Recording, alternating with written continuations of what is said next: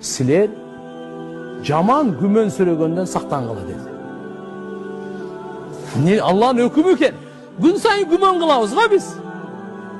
Жумушка барганда, көчөгө чыкканда, интернет көргөндө, базарга барганда, үйдө отурганда, көчөгө чыкканда, кошуна тууралуу, куда сөөк тууралуу, достор тууралуу, тиги аялтуу, бул ар күнү күмөн. Алла Таала ушул жерден баштады биринчи. Сүйлөгөндөн мурда, кылган иштен мурда күмөндөн баштады. Жаман күмөн кылбагыла. Мына өкүм. Жаман күмөн кылбагыла дейт. Имандуулар Алланын буйругу, жаман күмөн кылбагыла. Кээ бир күмөндөр күнөө болот дейт. Мен жөн эле отурам да, сүйлөгөн жокмун, бир ишти кылган жокмун. Жөн эле күмөн кылып атам да, ушул акмак, ушул чөтө не то ушул. Ушул басканы мага жакпайт, ушул чөтө ушул күлгөн ушул не то ушул. Жаман күмөнчү, жөн эле сүйлөй элекпин, күмөн кылып атам да. Алла Таала айтып атат, күнөө дейт. Не деп атат?